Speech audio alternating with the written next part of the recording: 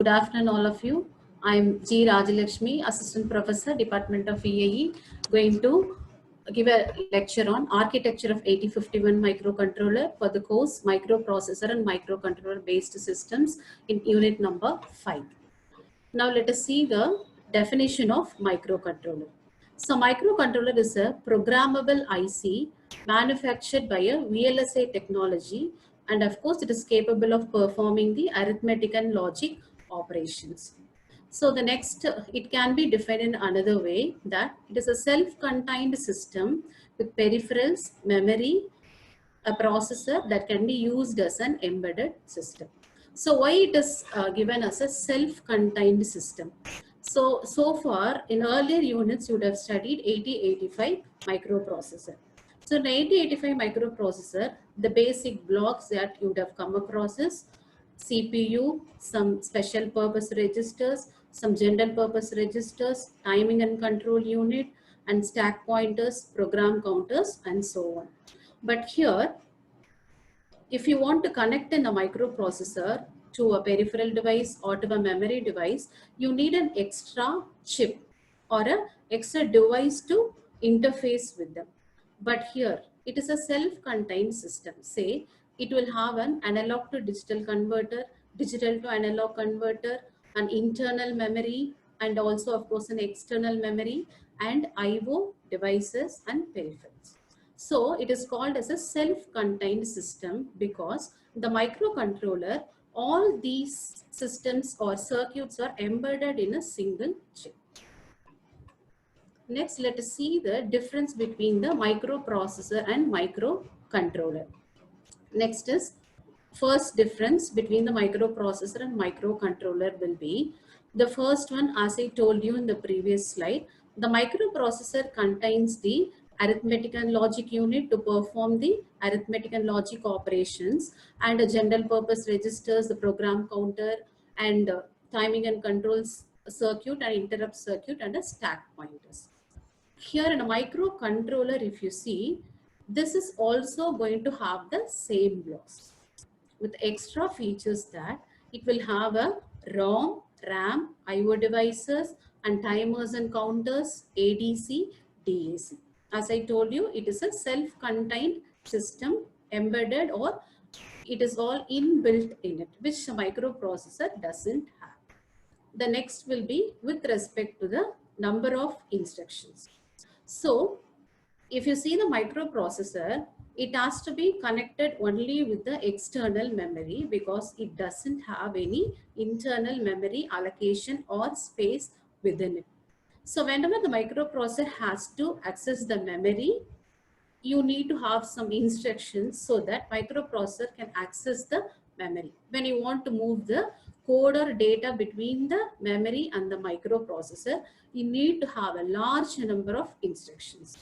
Whereas in microcontroller, since the memory is inbuilt in it, we need not have more number of instructions to move the code and data because it is going to be within the microcontroller itself.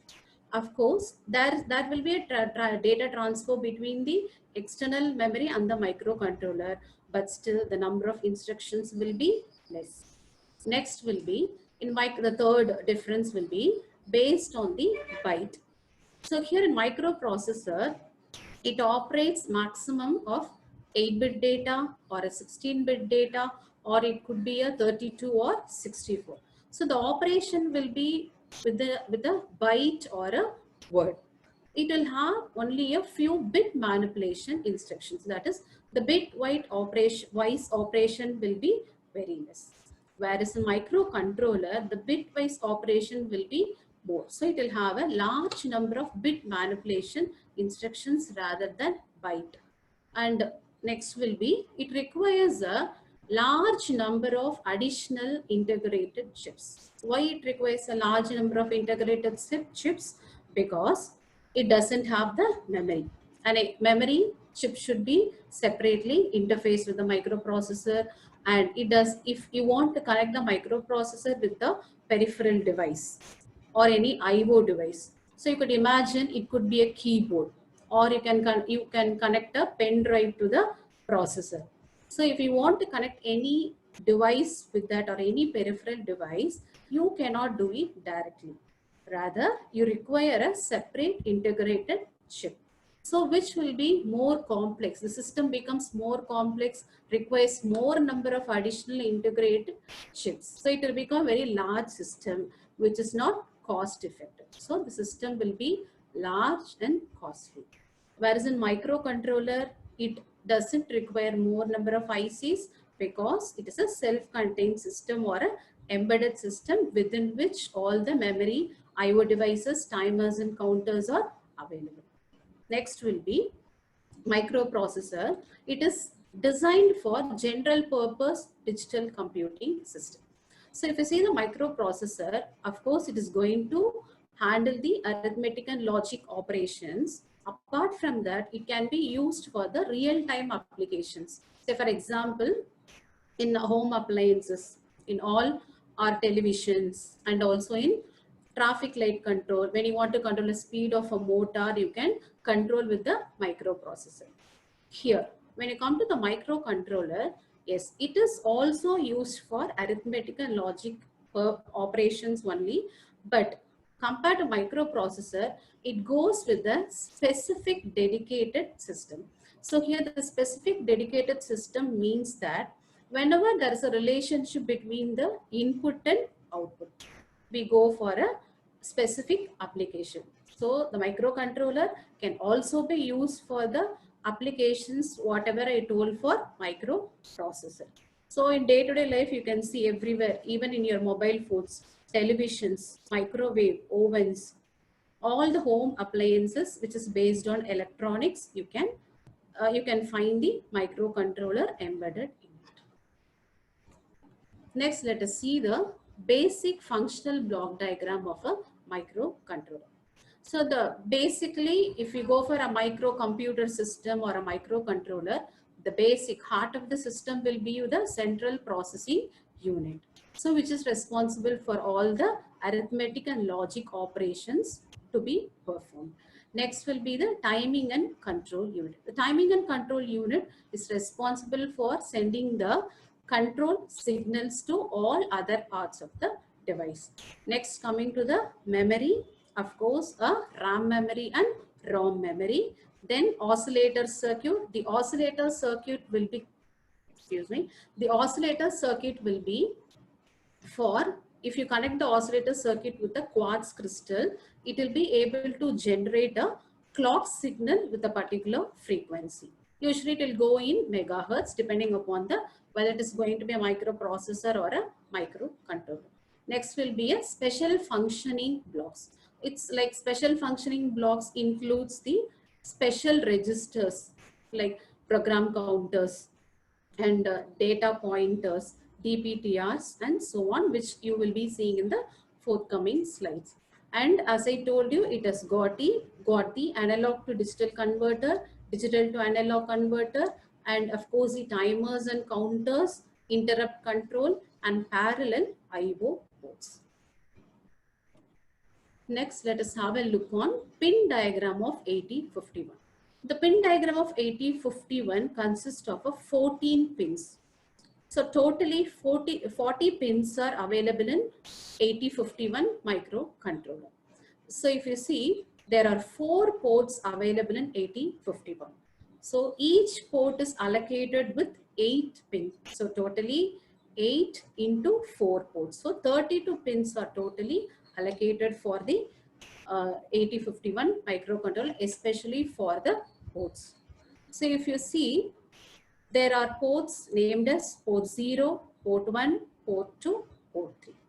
So all the 4 ports are designed in such a way that except port 1, all the remaining ports, port 0, port 1, port 2 and port 3 are allocated with another functions also. Yes. So now if you see, you can find the alternate functions in port 3. RXT, TXT, INT0, INT1, T0, T1, WR, read bar. Same way, if you come to the other side, port 2 is allocated with alternate functions such as from A8 to A15.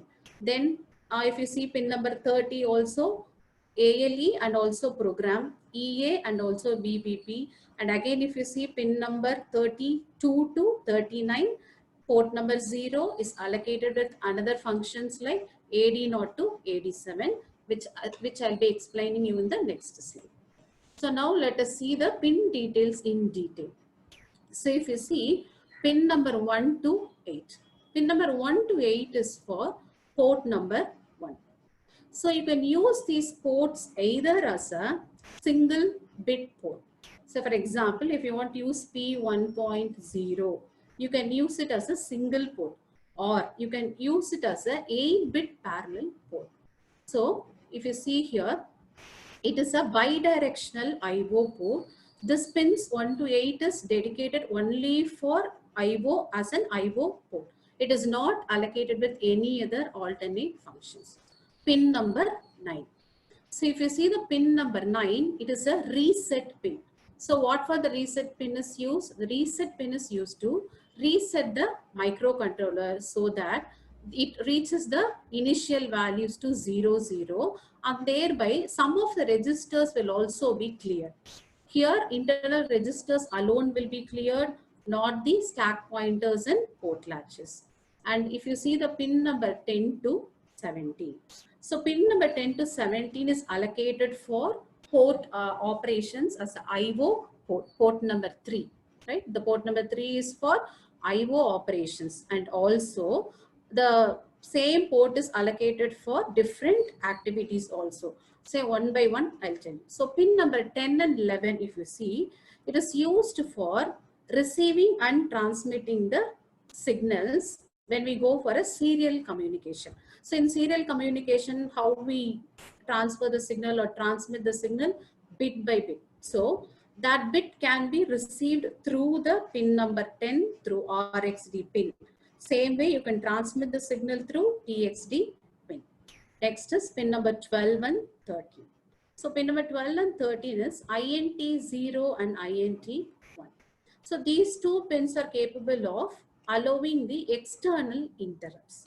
So the 8051 has got 5 interrupts, one among that is the 2 of them are external interrupts, INT0 and INT1. So these 3 pins are capable of accepting the external interrupts. Next, if you see pin number 14 and 15, it is allocated for alternate functions such as external input to timer 0 and 1. So if you see 8051 has got 2 timers, namely 0, timer 0 and timer 1. So through 14 and 15th pin, you can give the input from the timer. Next is pin number 16 and 17. So when these two signals goes low, already you would have seen in microprocessor 8085 what for RD bar and W bar signals are used. There itself you can find there is a bar. So only when these two signal goes low, these two control signals is mainly for reading and writing the data whenever the controller is going to access the external memory, because I've told you there is an internal memory and also external memory. So sometimes if it all required, the controller has to access the external memory. So in those cases, it is used to read the data and write the data. Next is pin number 18 and 19. So these pins are used for the external crystals. So XTAL2, XTAL1. So through this only, the oscillators will be connected. Say there will be a quartz crystal oscillator to generate a clock pulse with a frequency of 12 megahertz. So that will be given as the input through the pins 18 and 19. And one more advantage is there, XTAL2, that is 18th pin can be used for another purpose. Whenever if any peripheral device requires a clock signal, you can connect this XTAL to that peripheral device and supply the clock frequency. Next is pin number 20. The pin number 20 is of VSS. So the VSS is always grounded. It is a 0 volt. Obviously, any device has to be grounded. So it is pin number 20. Next is pin number 21 and 28. This is of port number 2. So port 0, port 1, port 2. Now the port 2, it serves as a simple IO port, and also if you see the pin diagram, you can see it is written within the bracket as A8 to A15. So in microprocessor 8085 already we have seen that there is a data bus and control bus. There are no two buses available. Only one 16-bit address bus is available, but still we can use the same bus for data and also address. So A8 to A15 lines, that is pin number 21 to 28, can be used as a higher order address bus after multiplexing with the port. Next is pin number 29. So pin number 29 is program store enable. This also, when this PSEN signal, program store enable signal, goes low, the controller can take the data from the external program memory. Because why it is mentioned as program memory? Because you have data memory and program memory. So whenever the controller has to access the external program memory, this signal has to go low. Next is pin number 30. Pin number 30 serves for two purposes. One is address latch enable ALE signal, and the other one is the program. So address latch enable. So it's, can you have a look at it? Pin number 30. What for ALE is used? This also you have seen in 8085. So in 8085 you would have seen the bus is connected with the, that is the data bus will be connected with the address latch enable. So only when this signal goes high, right, it will demultiplex the address and data, because the same address bus only you are going to use for data also. That is AD0 to AD7 line.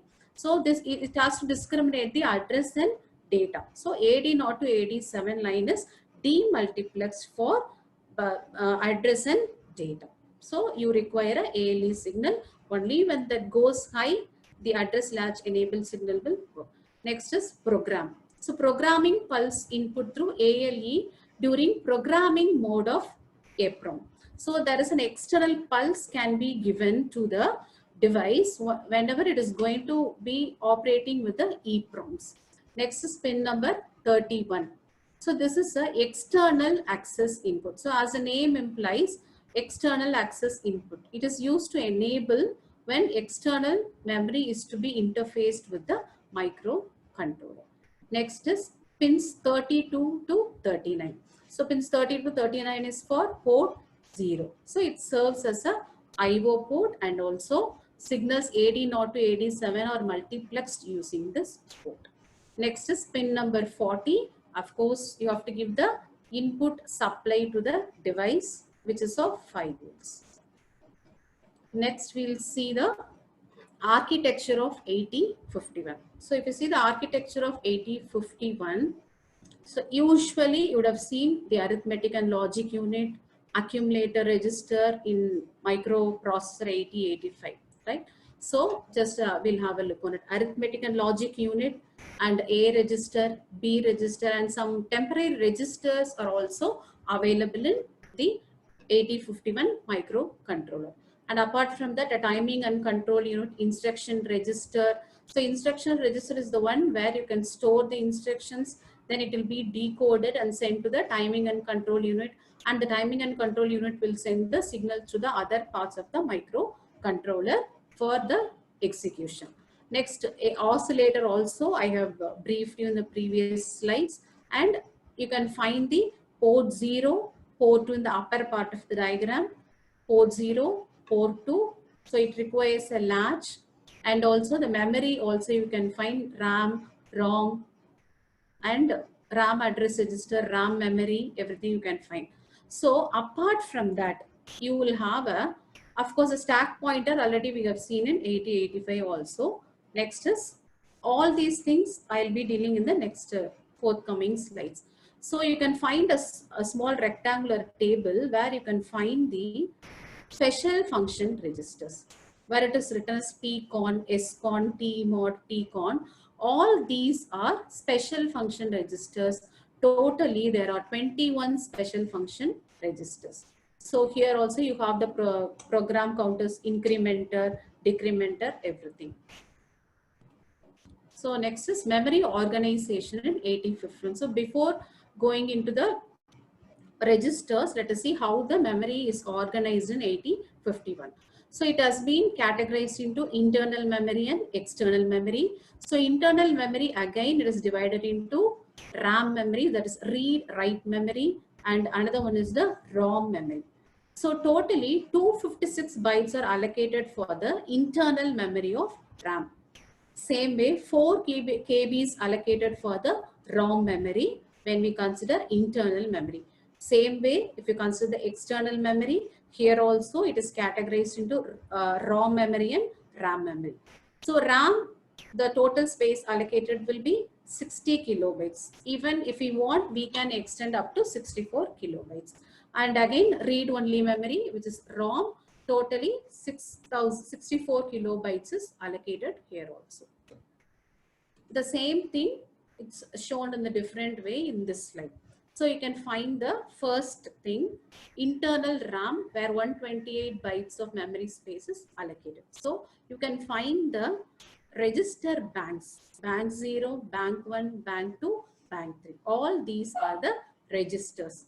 So it is all addressable. Either you can address them directly or indirectly.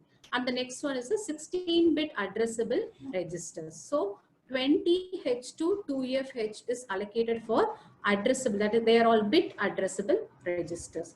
And the remaining is from 30 to 7F. It is a general purpose register. So totally 128 bytes of allocation is given for internal RAM. The next coming to the SFRs. SFRs are nothing but special function registers. Here also the total 21 registers are allocated here or available here. You can address them directly with the address mentioned here from 80H to FFH. So totally 21 of them are available. Next will be indirect addressing. I'm sorry, it is internal ROM where you can address them indirectly, right? So the address is 80 to FFH. So 128 bytes of additional memory is allocated. So I think you know the difference between the RAM and ROM. The same thing, whatever I told is being written here. Next, let us see the ports. So how many ports are available in 8051? Totally 4 ports. So out of all the 4 ports, so port 1 alone is dedicated only for IO operations. The remaining ports are given with the alternate functions. So either you can use this port as a 8-bit parallel port or as a single bit port. You can use it as a single bit, 1-bit port also you can use. So because 8 pins are available, so you can use 1 bit. So for example, when you want to use the port as a single bit port, so you have to understand one thing, it is generally denoted by port. P refers to port X dot Y, right? Where the X will take the values from 0 to 3. 0 to 3 means totally it has got 4 ports. So port 0, port 1, port 2, port 3. So 0 to 3. And Y can take values from 0 to 7 because 8 registers are available in a single port. You can find 8 port pins are there. 8 registers are also available in the single port. So you can use PX dot Y. For example, if you say P 0.7, that means you are going to access port 0. You are going to use a port 0 register number 7. That is the meaning of it. So except, as I told you, except port 1, all other ports have alternate functions. Next is when external memory is employed, port 0 functions as a multiplex low byte address or data lines, and port 2 functions as a high byte address bus, which I told you earlier. So next, coming to the interrupts. So already we know what is an interrupt. So interrupt is a signal sent to the either to the processor or to the controller. It could be to any device through the hardware or software program. It could be through the hardware device or it could be through the software program which tries to interrupt or stop the current program is run in the controller or the processor. So what will happen for the time being, the controller will stop or suspend its activities and it will try to respond to the interrupt. That is, it will give the service to the interrupts depending upon the priority. So here in 8051, there are totally 5 interrupts available. So out of that, totally 2 external interrupts are available, and they are called INT0, INT1. And the remaining 3 internal interrupts are initiated by timer 0, timer 1, and serial port. So totally 5, 2 are external, 3 are internal, and all the 5 interrupts are maskable and vector. Yes. Now you can look at the table with the addresses given, interrupt numbers and interrupt description is given. Let's go for the next slide. Next, you would have seen the timers and counters in the architecture diagram and also in the basic functional block diagram. So timers and counters are basically a 16-bit programmable timer or a counter, because you can use them as a timer or as a counter. So the timers, if you see, it is timer 0 and timer 1. So the timers can be programmed in 4 operating modes, say mode 0, mode 1, mode 2, and mode 3. Next is counter. So the counter mode of operation, the timer itself can be used as a counter. So whenever you want to count something in an external event that happens outside the microcontroller, you can have the counters. So it is a 16-bit register. If we consider the timer 0, it has been used as a TL0 and TH0, that is 2 separate 8-bit registers. It can be used as a 2 separate 8-bit registers or also as a 16-bit register. Same way for timer 1 also, TL1, TH1. Next is, let us have a look on the general purpose registers. So general purpose registers in the previous memory organization you would have seen. So general purpose registers are mainly all those 4 banks, bank 0, bank 1, bank 2, bank 3. So through the program status word in 8085, what is the use of program status word? It will tell us the status after every time when the arithmetic and logic operations are over. Either the bit will be set or reset. So here, apart from that status checking, the RS0 and RS1 is used for selecting the banks, because we have 4 banks here. So if both the RS1 and RS0 are 0 zeros, bank 0 will be selected. If the bit 0 and 1 for RS1 and RS0 is set, it will be selecting bank 1. Likewise, 1 and 0 means bank 2, 1 and 1 means bank 3. So after selecting the bank, after services being done, by default, it will go to the bank 0. Next is the same thing, whatever I told you in the previous slides, general purpose registers, banks are shown here, and then 8-bit addressable area, and finally scratchpad area. So just this is a simple program where when you want to move 6 numbers, or it could be any numbers, in bank 0 registers from R0 to R5. This is a simple program. Say when you want to use the bank 0, in the program it is given bank 0. So what you should write, move, of course the origin should be given, and the next line is move PSW comma #00H.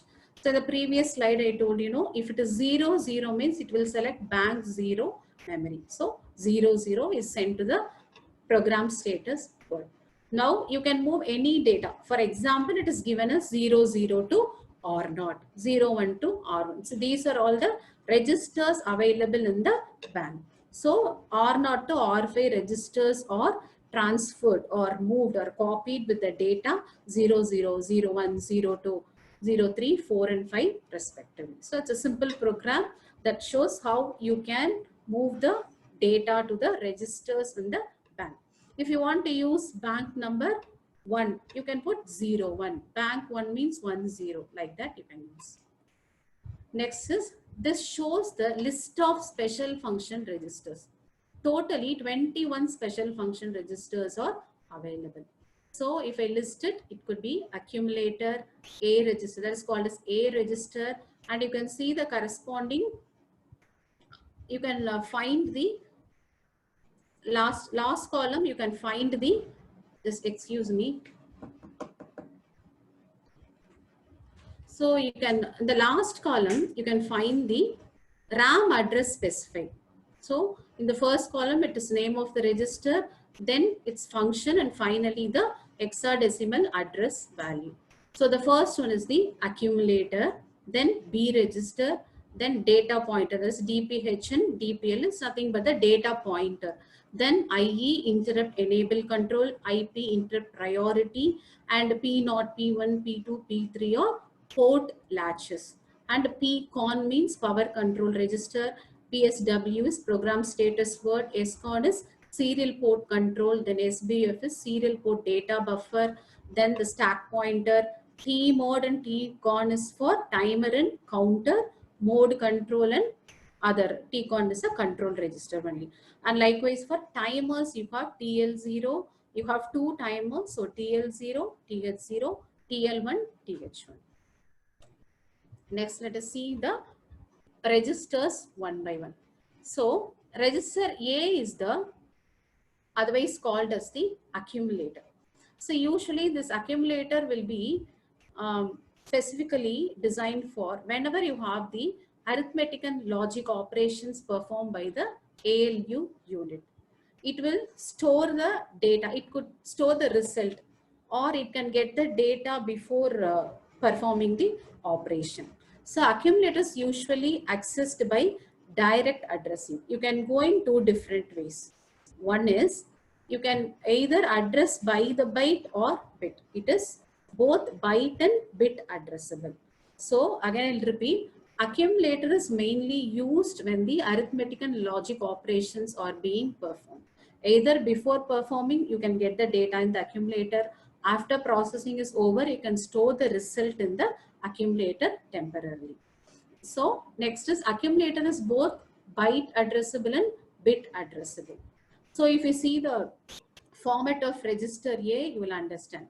So the address of accumulator is E0H. Either if you want to use the accumulator as a whole, as a byte addressable, you have to mention the address is E0. In the program, if you mention it as E0, it is you are addressing it directly. Or else you can, particularly if you want to use a particular bit, because it is 8-bit, so you can use any bit. So you may use E1H, and for third bit you can go for E2H if it is going to be the bit addressable. You can mention in that way also. Second is register B. The major purpose of register B, this is also used for storing the data only, but especially whenever we go for the multiplication and division operations, we can have the register B, where the data can be stored. And the same way as I told you for accumulator also, register B is also a byte addressable and bit addressable. Either you can give the direct address, which is a physical address of B register, F0H, or you can address it as F1, F2, F3, F4, and so on. Next is pointer registers. So the pointer register is otherwise called as a DPTR. So DPTR is an external memory location allocated in the 8051 microcontroller. It is again a 16-bit register. So you can use them either as a single 8-bit registers, that is two 8-bit registers, or as a single 16-bit address registers, whenever the controller is going to access the external data memory. So you can see the diagram which is shown below that. DPH, DPL, all 8-bit registers. As a whole, if you see, DPTR is a DPH higher order address, and DPL means data pointers lower order address. So even in the programs you would have seen, if you have seen the microcontroller programs, you can store the, or you can point the data pointer to store the address. It is always mentioned as move DPTR comma a hash followed by a 16-bit address, right? Next is a program status word. So in a program status word again is a 8-bit register. So it serves as a two purpose. One is to check the status when the arithmetic and logic units are being performed.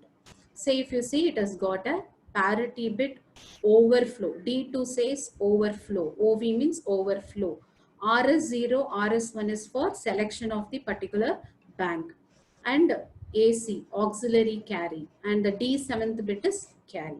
So of course you might be knowing parity means, so after if even number of ones are there, after in the result, after performing arithmetic and logic operations, the bit will be set to 1. Odd means 0. So overflow means after performing the arithmetic operation, if the result exceeds the destination register's memory space, it will show the overflow bit. It will be set to 1. RS not an RS1. I've told you already. It is for selection of bank 0, bank 1, bank 2, bank 3, depending upon whether it is 0, 0, 0, 1, 1, 0 or 1, 1. Next is auxiliary carry. When you will get the auxiliary carry? When you add or subtract or perform any arithmetic or logic operation, if you get a carry from the lower nibble to the upper nibble, you will get the auxiliary carry. So the bit will be set to 1. And the D7th bit is carry. Of course, this you know, when you get the carry in the upper nibble, it is called as a carry. So it will be set to 1. If not, it is set to 0. Next will be the stack pointer. This stack pointer, already we know the function of the stack pointer. What for the stack pointer is used mostly when we go for the push and pop operations, right? So when you want to store the data permanently, I'm sorry, it is temporarily. Whenever you want to store the data temporarily, you can use the stack pointer, right? The stack pointer is working on LIFO mode only. So 8051 also supports the LIFO, that is last in first out. That is called LIFO operation.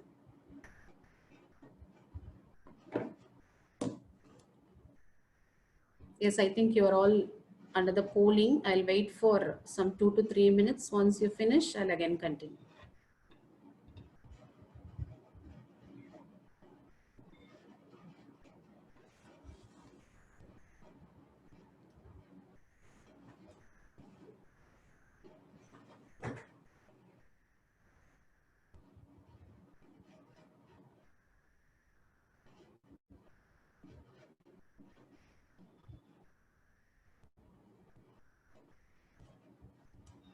Yes, let me continue again with the stack pointer. The stack pointer is the memory allocated in the RAM. So LIFO, already LIFO is last in first out, which we have in detail we have taught in 8085 microprocessor. So whenever we want to have a push and pop instructions, you can use the that is the stack pointer can be used to store the data temporarily. So here also automatically what will happen is once the push operation is performed, the stack pointer will automatically increment by 1, and if it is going to be the pop operation, will automatically decrement it by 1. It is again a, you can see what it is a 8-bit register. This is the basic difference. In 8085 it is a 16-bit address, so it was a 16-bit register, but here it is a 8-bit register. That is the basic difference. And it is directly you can give the address. It starts from 81H. That is the address of stack pointer is 81H.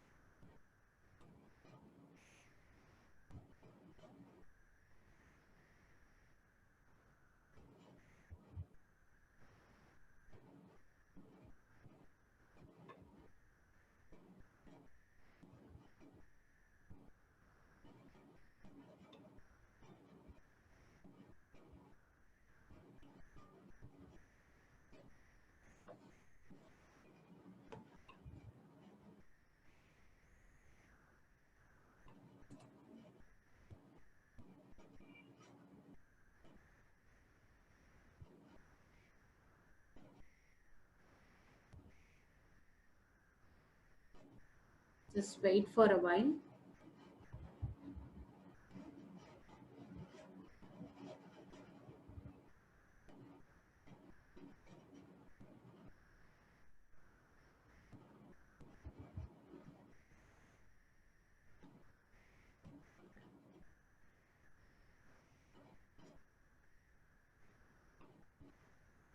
Yes. Yes, let me continue. Next will be the IO port registers. So IO port registers, I think already I have told you in the previous slides twice or thrice. Same thing is getting repeated here, but you can see the physical addresses, which I wouldn't have dealt earlier.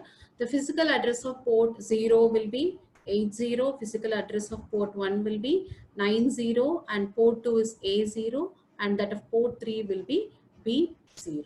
And here also you can have both bitwise and bytewise addressability. Next will be power control registers. So these are all the main important registers available in 8051. So you can see the format of the control word, that yellow colored diagram you can find, no, that is the format of the power control register, which is a programmable one. So here, with the help of this power control register, you can have the power control. That is, either you can make the microcontroller in ideal mode, or else you can put down in the power down mode. That is called power control. And also the baud rate selection. So here, what do you mean by the baud rate? The rate of transmitting the data through the communication channel. So both you can select, right? So here you can find some bits. If you look into the diagram, it is written as IDL, PD, GF0, GF1, and finally S mod.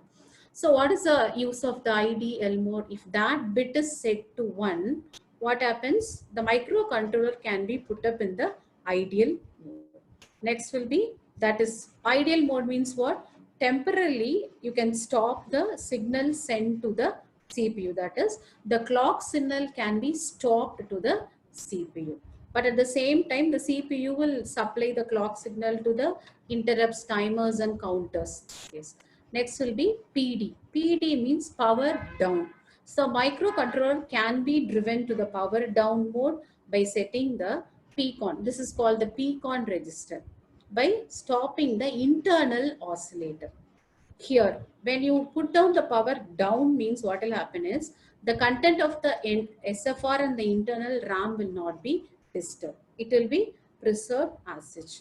And here, what do we do to make it to the power down mode is the VCC supply is there. No, that is actually it is 12. Actually, it is 5 volts. It has to be brought to 2 volts. Only then it will go to the PD mode. Then GF0 and GF1 are general purpose flag bits. Next will be S mod. So S mod, this PCON register is mainly for power control and also for baud rate selection. So this S mod is to decide the baud rate control, baud rate selection. So these power control registers, so these can be operated in 3 different modes. So in serial port operating modes 1, 2, 1, 3, if you give that,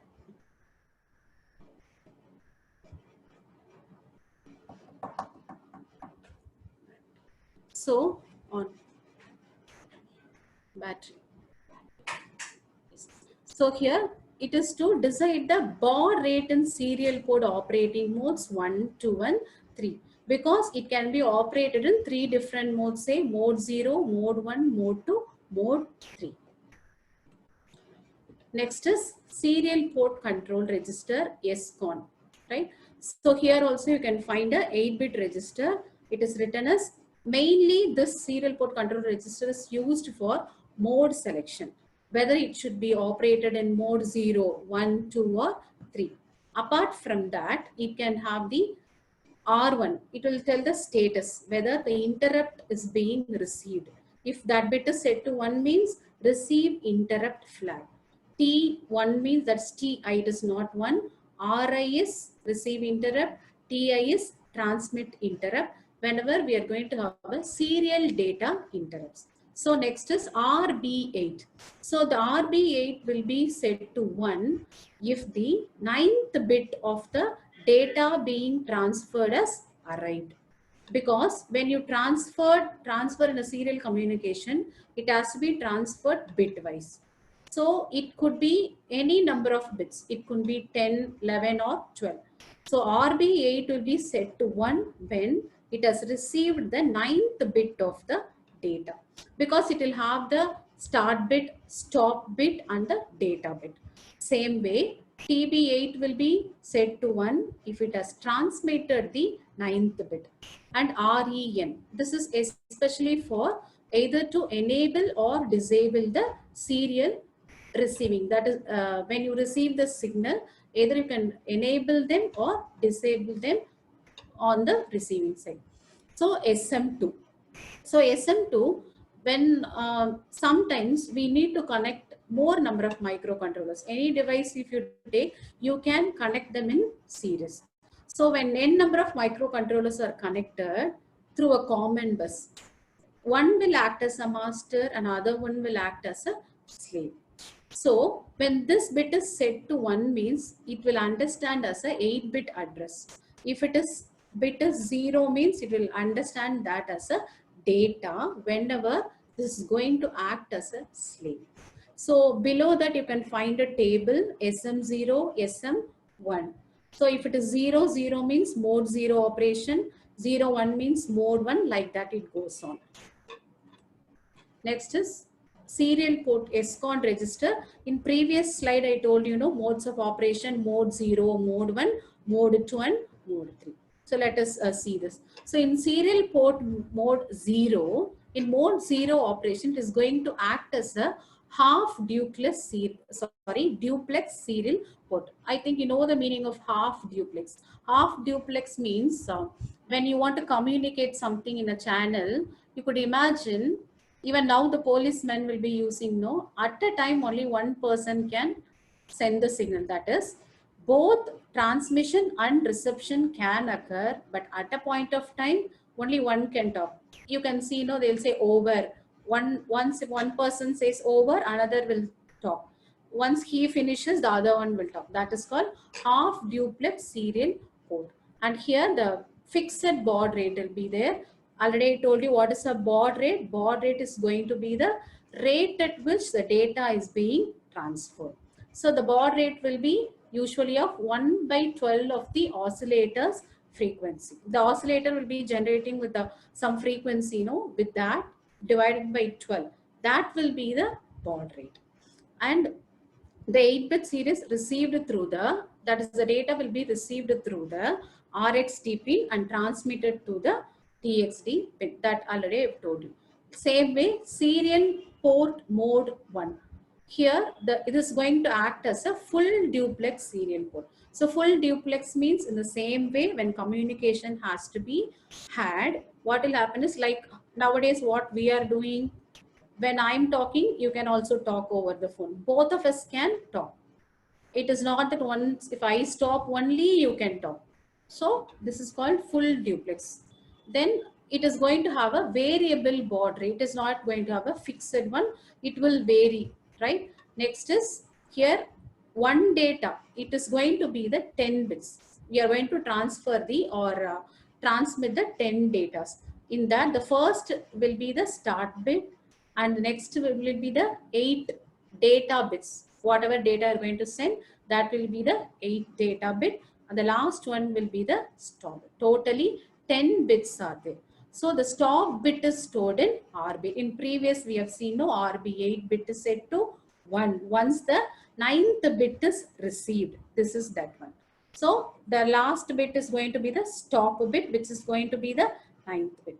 Next is serial port mode 2. Here also it is going to act as a full duplex serial port only, but the baud rate is going to be the fixed one. Either it's going to be 1 by 32 times or 1 by 64 of the oscillator's frequency. Here the number of bits is going to be 11 bits, 1 start bit, 8 data bit, and the 9th bit is going to be the another programmable data bit, and the last one is going to be the stop bit. The stop bit is stored in RB8 as I told you in the previous slide. The last one is serial port mode 3. Here it is going to act same as mode 2 only. In mode 2 we had a fixed baud rate. Here it is going to be the variable baud rate. So the baud rate will usually depends upon the serial mode register, SMOD register. Whatever you program in SMOD register only, the baud rate will vary. Next is the TMOD format of TMOD register. So this TMOD register will usually can be programmed either to, it is going to be a timer or a counter, because here it is going to be both the same only. Either you can use it as a timer or a counter. So the TMOD register, it has got no last two bits, you see M0, M1. It has timer 0, same way M0, M1 timer 1 also. So if you see the third table, which is in blue colored pointed one, this will be used for the mode selection. Yes, M0 and M1 refers to the mode selection. This also, this TMOD register, no, the timer can also be operated in 4 different modes, say 0, 1, 2, and 3. So depending upon the bits of M0 and M1, we can select the mode. 0, 0 means mode 0, 0, 1 means mode 1, and so on. And another is C/T bar, you can find it as the third bit, which represents the either you're going to use the timer as a counter or timer. That is the thing. So if C is this particular bit is set to 0 means you can use it as a timer. Or if that bit is going to be set to 1 is it is going to be 1 means it is going to be a counter. C/T bar. 1 means counter, 0 means timer. And one more thing, so the same thing holds good for the timer 1 also. Next will be clock. You can find another table, the first table, gate and clock. If that particular bit is going to be 0 means it is going to use the internal clock. If it is going to be 1 means external clock. But only one thing, when you select the counter or timer, only if that is 1 is equal to, I've written a 1 is equal to enable timer and counter, that is C bar T is there, no? When that bit is set to 1, provided if INT 0 and INT 1 pin goes high. That is one condition that should be checked. Next is, in previous slide, I told you it can operate in 4 different modes. Let us see what are all they. So timer, what for the timer is used first of all? Timer, whenever we want to connect it with the, that is, it is going to count actually. It is going to count something. So this mode is configured as a 13-bit register. Actually, it is a 16-bit register only. 3 bits alone is going to the ignored position. We are not going to bother about it. So only 13 bits are used. So it is configured as a 13-bit register. So here if you see the timer 1, out of the 13 bits, 8 bits will be higher order, that is TH1, and 5 bits will be lower, that is TL1. That is address will be lower order and higher order, right? Next will be timer 0 also the same thing only. The 8 bits of TH0 and lower 5 bits will be TL0, totally 13-bit register. So as I told you, the upper bits will be ignored. And next will be for every clock input to timer, the 13-bit register is incremented by 1. That is, what is going to happen is, whenever the timer starts counting, it is going to count from, initially it will be 1, 1, 1, 1, 1. All the 13 bits will be 1, 1, 1 till it reaches 0, 0, 0. It will roll down till it reaches 0, 0, 0. So after every timer is on, every clock input timer, 13-bit register incremented by 1. Next will be the timer count rolls over for all ones to all zeros. The timer interflag of TCON register will be set 1. That's what I told you. So after every time it rolls down, that is from 1 ones to all 0 zeros, that is it has finished counting. In that condition, an interrupt signal will be sent to the TCON register that it has finished counting. Next is timer port mode 1. So it is also as same as mode 0 only. It is going to be as a 16-bit register. TH and TL 8 are there, no, totally it is cascaded and used as a 16-bit register. Next is timer port mode 0. Here you have an extra feature that it is going to have an automatic reload feature. So here also you can have the 8-bit timer and counter to load the values. And when timer is started, TH will be loaded with the initial value. And next will be timer port mode 3. So here what happens is it is going to be a 8-bit timer controlled by timer 0 control bits. So either you can program with timer 0 or timer 1. If you are going to have timer 0 means timer 1 will have the control over that. That's the point mentioned here. Next will be format of TCON register, that is format of timer control register. This is the format. You can find IT0, IT1. Same way IE0, IE1, TR0, TR1, TF0, TF1. So what is the TF? So generally speaking, the TF will be, so after the timer reaches the maximum value, after counting, it is going to reach the maximum value. So there will be, after it reaches, there will be an external interrupt. That bit will be set. So timer overflow is set and also use a signal to initiate the execution of a subroutine. That is, after it reaches the maximum value, that particular bit will be set to 1, which represents it's going to be the overflow. Okay, that is the TF. So it is holds for both the timer 0 and timer 1. TF0, TF1. Both are same only. What is the meaning? Once the counter reaches the maximum value, the time overflow flag will be set to 1. Next is TR. It is used to start or stop the timer or counter. So when you set the TR bit to 1 means it is going to start counting, 0 means stop counting. IE means when the valid external interrupt signal is detected. Whenever there is an interrupt, so we have 5 interrupts, no? If any one of those interrupt is interrupting the controller, the IE flag will be set to 1. Once the controller accepts and services that, the bit will be cleared immediately. Next is IT. It is used to program the type of external input to be recognized by the controller. That is, either that interrupt is going to be the edge triggered interrupt or going to be the low signal interrupt. That will be detected by the or recognized by this bit IT. So it is used to program the type of external interrupt signal to be recognized by the controller. So the next will be interrupt enable register. So this is particularly used for disabling, enabling the interrupt enable register. So you have 5 interrupts now. So EX0, ET0. EX means external interrupt. So you have EX0, you have EX1. So if that bit is 1 means, just a minute. Hello, sir. Okay, sir. No, 2 slide na mudichira.